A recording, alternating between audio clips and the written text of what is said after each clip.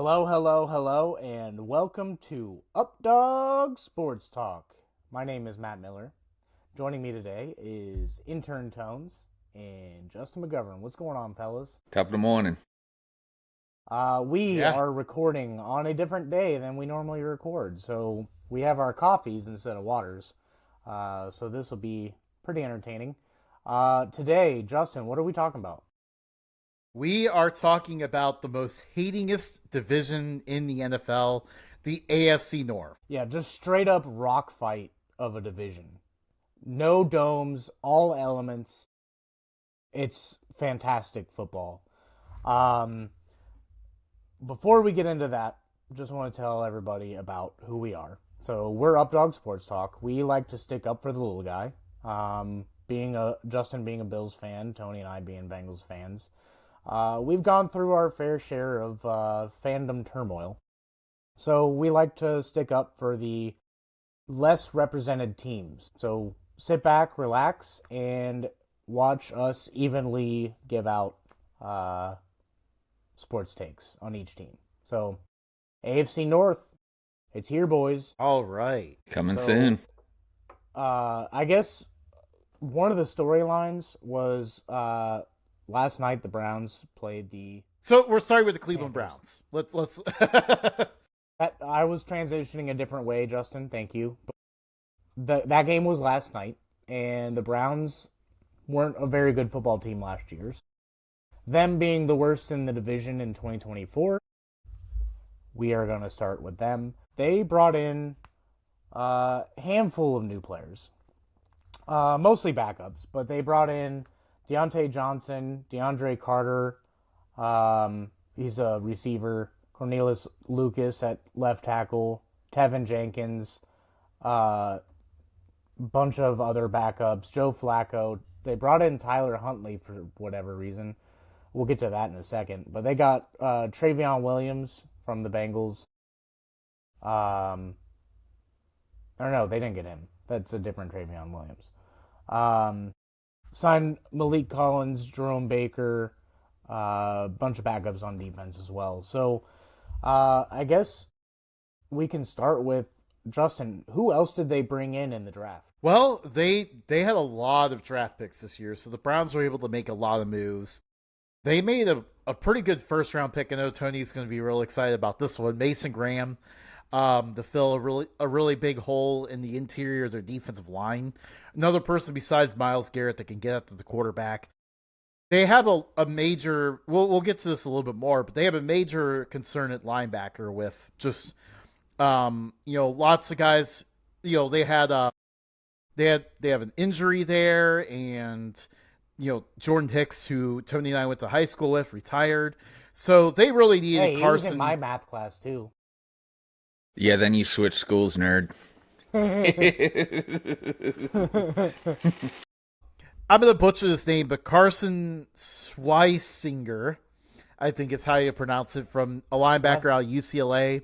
Schlesinger? Helps out there. Schlesinger. And then you have Sean Judkins, who is Remains to be probably signed. remains to be signed. He is potentially their he could be their top running back, but of course, yet to be signed and other legal issues that need to be sorted out. So that'll be kind of interesting. One of the picks I love the most, and I think we love the most, is Harold Fannin out of Bowling Green. That was an absolute steal in the third round. That was just a genius pick by the Browns. Like that was probably their best pick of the draft. He Hometown is player. They develop tight ends really nicely, so he's probably gonna do pretty well. Like once he starts getting a little bit of playing time. Love Harold Fannin. Yeah. Well, and I think last night's preseason game was an indication he already has a valuable spot because they barely played him. Usually that early preseason game, if they're not playing, they consider you a key player for the year because they don't want them to get hurt. They drafted Dylan Gabriel out of Oregon. Kind of, it was an interesting pick. I was not expecting that. We'll see what he can do for them. Obviously, he's a little bit limited as a quarterback, but maybe he could turn out to be a solid starter for them. Dylan Sampson, if if Judkins doesn't get his stuff resolved, Dylan Sampson out of Tennessee was another good pick at running back. He's the guy who can really make an impact. And then they also drafted. You guys may not have heard of this guy. He definitely was not talked about throughout the entire draft endlessly by Mel Kiper. This little known quarterback named Shedeur Sanders out of Colorado was drafted in the 5th round. Kind of a little sleeper pick for them. Had a good game in preseason last time. I'm sure, a lot of people were surprised. Obviously not a name that anyone was talking about at all. Yeah, I mean, he was like, 11 for 18 for 134 yards and 2 touchdowns. Scrambled for his life. Yeah, I mean, he played lights out. I don't think a whole lot of people really expected that from him. I was glad to see it. I mean, I'm a Shedeur Sanders fan.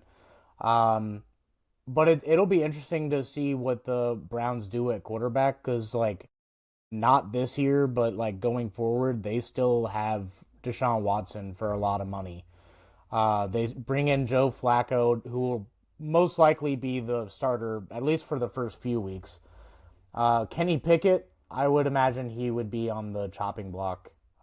Hey, no, he took the last snaps in the Super Bowl, took a knee. Usually that's a good position to be in if you're the last quarterback to take a snap in the Super Bowl. And then, I mean, Dylan Gabriel and Shedeur Sanders are going to make this team. I think Joe Flacco is going to start, and then Shedeur Sanders will probably be the backup, and the Dylan Gabriel will be the emergency quarterback. But I think this is Shedeur's team to lose, really. I mean, with the way he played last night, I can expect that as of right now, the Browns brass has plans for him. You think so? In the future. I think so. Or he's a valuable trade chip. So we'll see. But I want to see. I think it would be hilarious that Shedeur Sanders would be the savior of Browns quarterback woes.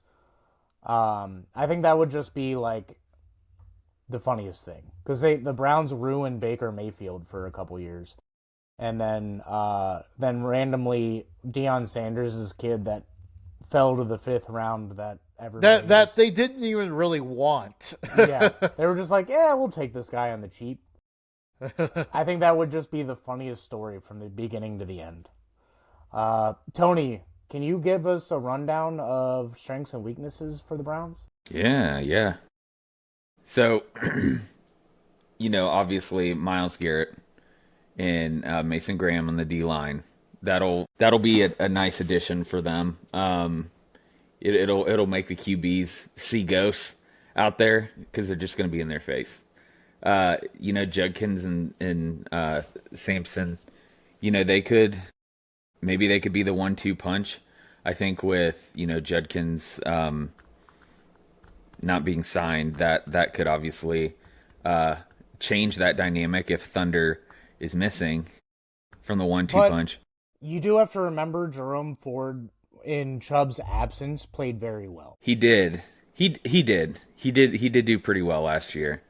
And I mean, based on the depth chart, he's listed as the RB1. So I think it'll be interesting to see how Jerry Jeudy and really their whole passing game works because it'll be largely dependent upon who's throwing them the ball. And if they don't have that figured out yet, that chemistry may take a while to develop. One thing I notice of a trend happening in football is either you're like the Bengals, and we'll get to this a little later, and you just stack up on the best receivers to go with your best quarterback, or you just have one solid receiver and a bunch of guys you've never heard of, and then just get 2 really good tight ends. It's been like a weird trend of that split happening in the NFL, and the Browns fall into the latter. Harold Fannin Jr., we touched on it in the draft portion. He's going to be a guy. He should have won the best tight end award last year. So I think tight end is a big strength. Just because Njoku's one of the best tight ends in the NFL, may not put up 1,000-yard stats, but he's definitely up there. And then Fannin has a lot of promise. Joe Flacco loves his tight ends too, so And I think the Browns seem to like that versatility where they can both block and be a really dynamic receiver. and Fannin lined up in the backfield a bunch at Bowling Green to show his versatility. He lined up a quarterback at one point. Yeah, so like it'll be cool to see both of them on the same field, just in different spots. Browns still have a big offensive line, one of the best in the NFL. So It's good enough that like they signed. You mentioned Lucas and Jenkins earlier. Like those are guys who were starters on other teams that are now backups here. yeah, which it doesn't take a whole lot to be the starter on the Bears when Jenkins was there. A little harder now, but yeah, but those guys are really good. I think they've had enough injuries in the past to be like, let's get some solid guys in here as backups because trends are showing that there's going to be another injury. We didn't mention Deontay Johnson much, but do we think that's going to be anything, or he's just going to be a headache and get cut? I don't know. Deontay Johnson, he provided, I think he kind of petered out a little bit last year, but, you know, in the years leading up to this season, I mean, he was pretty solid, I felt. You know, he's someone that you could kind of rely on as a safety blanket. Wasn't the flashiest, wasn't going to, you know, put up 5 touchdowns and 400 yards, but, you know. I think the talent is for sure there. And if he can get kind of his act together, then he and Judy will be like a solid, not the best, not the sexiest, but a solid receiving duo. Yeah, absolutely. Yeah, it's just like ever since he left the Steelers, which again, that's something that we've talked about a couple times during this series. Ever since he left the Steelers, things seem to get kind of off the rails a bit for him. And it's never a good sign when you've been passed around a whole division. No. Like, the Bengals will be the only ones that he hasn't had a brief stint at. The Browns' defense is by far their strength. They're the reasons that the Browns are going to be in a lot of games this season. It's all going to come down to whoever's at quarterback, like what they're going to do. I think the Browns. This is a division where like even a bad team like the Browns can randomly just rip off 10 wins. Yeah, Just of how good their defense is. I mean, keep in mind they just made the playoffs like 2 years ago, and then last year everything fell apart because of Deshaun Watson being a bum. So like this is still a pretty good roster. Like they still have a lot of those same pieces. It's just going to come down to linebackers. Definitely a question mark for me, just because you have the guy you drafted, but you know JOK is not going to play this year. He's injured, may never even be the same player again, which is really unfortunate. Yeah. But and then you're hoping Devin Bush is kind of a guy. He was drafted in the first round and has been kind of passed around the league ever since. Hasn't really panned out yet. But now you're relying on him to play a big role. But you have Jerome Baker now too, who established himself in Miami as like a solid guy, and then he went to Tennessee and kind of like just didn't play the same. So like if they can get him back to what he was doing in Miami, I think that rotating those two would be perfect for both. Yeah, and then the secondary is kind of curious to me because you got some guys here. Like obviously we all know Denzel Ward is really good, but like Greg Newsome is pretty good. Like Grant Delpit, like those are the kind of guys who can play pretty well. So like when are we gonna see them play at like a high level here? Like they have the guys. I don't understand why their secondary doesn't do better. Yeah, and Jim Schwartz may be able to turn that around a little bit. The talent, like you said, is definitely there. Grant Delpit, Denzel Ward is up there in his position. Ronnie Hickman, Greg Newsome, like these are some solid players. What's going to be interesting is, did you know Tommy Reese was the offensive coordinator? Yeah. So it'd be like he didn't do great at Notre Dame, and then he went to Alabama and he didn't do great there either. So we'll see what he can do in Cleveland, but yeah, I think Stefanski may be the one to have to call plays based on recent experience. Yeah, it really overall, like, it's going to be interesting to see how this team does because, last year was pretty much a lost year. Like, everyone knew that Deshaun Watson completely stunk. And when you get in that situation, like, the players, they aren't going to take that extra rep. They're just going to do enough to get done with the day and get out of there. And we saw that unfold on the field throughout the year. They were just an unmitigated mess that couldn't do anything right. But when this team was motivated in 2023, we saw them play well. There's actually a more. I think a lot of people have been pegged as a team that's just going to straight up suck, but I think there's actually a wider range of outcomes here than you would expect. It all comes down to what emerges out of this giant ring of quarterbacks. Circus, Well, if you will. One of the strengths is the defense, but last year they were middle of the road in passing defense. They were middle of the road, but near the bottom of rushing defense. They like overall just didn't live up to what this defense is, and based on the personnel, they have a top 10 defense, but they just didn't live up to expectations last year. So we'll see what this defense can do. Offensively, they didn't put up a whole lot of stats last year, and part of that is Deshaun Watson, but Joe Flacco's a guy that can get some stats in there, so we'll see if they can get top 15 in anything offensively. But they want to compete. It's up to this defense. So good football's back. Follow us at Updog Sports Talk on everywhere on the internet. YouTube, YouTube Music. You can find us on Spotify, which I gotta work on getting the rest of the episodes on there. Podbean, iHeartRadio. We're on Reddit, X, Instagram, Facebook, TikTok. Follow us everywhere.